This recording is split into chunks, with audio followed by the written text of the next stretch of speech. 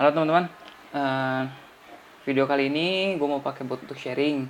Jadi kemarin di short gue itu ada yang ngirim komentar minta untuk eh, diajarin steam susu pakai Ultra V2 ini karena dia sudah habis 2 liter katanya, tapi masih steamnya gagal.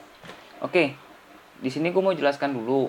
Gue tidak akan mengajarkan atau posisinya harus begini, posisi estimuannya harus di sini, kedalamannya sekian, enggak.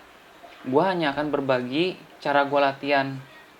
Karena secara teori dan secara teknis sebenarnya semua itu sama. Jadi kalian bisa googling, bisa cari di YouTube lain. Secara teknis itu sama. Entah itu posisi steam one-nya, steam tip-nya. Itu sebenarnya semua sama. Jadi kalian mau pakai mesin rumahan yang single hole, mau pakai steamer manual, mau mesin komersial, secara teori, secara teknis itu sama. Yang membedakan itu power masing-masing mesin itu yang nanti pengaruhnya ke seberapa cepat susu itu akan panas dan seberapa kencang vortexnya nanti yang dibuat, sama bagaimana posisi jak kalian supaya dia stretchingnya bagus. Itu aja. Jadi untuk kali ini gue tidak akan mengajarkan bagaimana peletakannya, tapi lebih mengajak kalian untuk yuk latihan aja.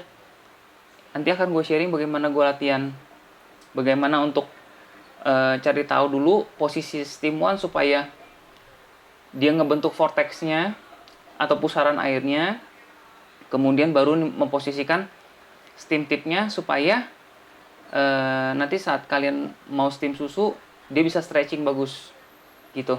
Oke. Jadi yang pertama itu gue mau ngajak teman-teman latihan untuk cari vortexnya dulu, cara bikin vortexnya dulu. Jadi posisi steam one itu kan ngeluarin uap nih di sini nih. Nah itu yang bikin tekanan untuk vortex. Kalau kalian salah posisinya, biasanya dia seperti kayak air tuh kayak blub blub blub blub blub gitu aja. Tapi kalau posisinya udah benar karena ada tekanan, dia kan bikin pusaran air. Nah kalau untuk saat ini gue ngajarin pakai air biasa aja. Kalau bisa sih dingin, lebih enak untuk kalian belajar supaya ininya proses heatingnya tuh lebih lama. Kemudian sistem one-nya kalau di Ultra nih, ini kan ada karet nih, ketutupan lagi. Ini biasanya gue agak tekuk sedikit, jadi ini bisa mentok ke atas. Gue akan mentokin maksimal ke atas gitu. Nah jaknya itu, kalau gue pribadi, gue nggak akan posisi miring gini, nggak. Gue tetap lurus begini. Bentar, gue buang dulu ininya. Jadi nggak.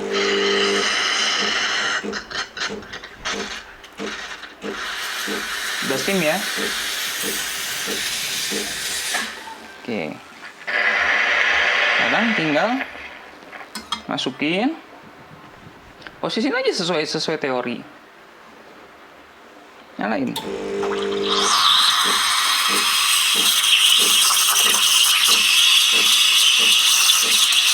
Udah jadi vortex kan? Nah.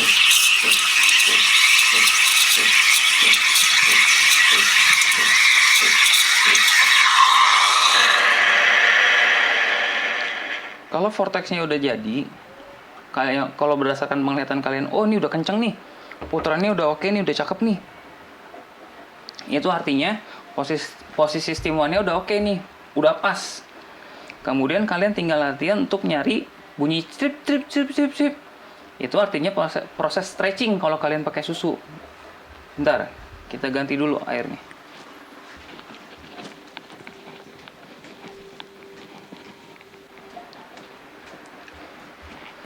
Oke, ini airnya udah gue ganti yang air dingin lagi, bukan yang panas tadi lagi. Oh iya, air yang gue gunakan sama susu kurang lebih segini ya. Biasanya tuh bikin kopi selalu di bawah spot ini nih, yang lakukan ini nih. Nah sekarang latihannya adalah seberapa dalam sih steam tipnya harus kecelep. Nah, latihanlah di sini. Sekarang tadi vortex sudah nemu nih. Sekarang kita latihan. ikutin aja teorinya dulu, literaturnya dulu. Nyalain. Bunyi kan?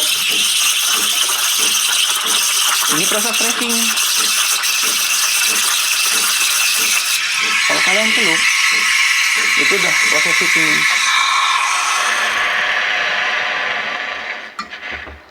Jadi begitu. Oke, sekarang steam pakai susu. Posisinya sama kayak tadi. Jadi diusahain dari latihan pakai air tuh kita tahu vortexnya gimana, seberapa kenceng dengan dapetin posisi yang pas. Kemudian sekarang langsung cobain ke susu. Ini buang dulu. Kemudian posisi tadi ada jam 3, nyalain.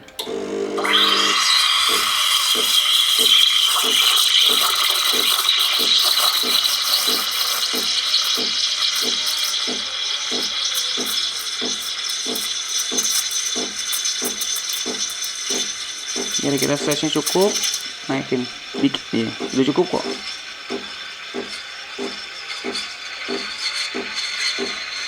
Tinggal tunggu panas.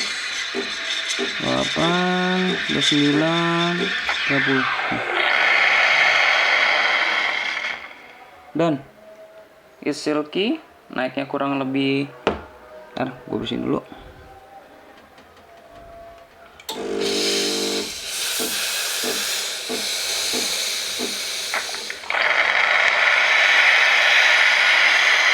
Ya, sebentar. Oh,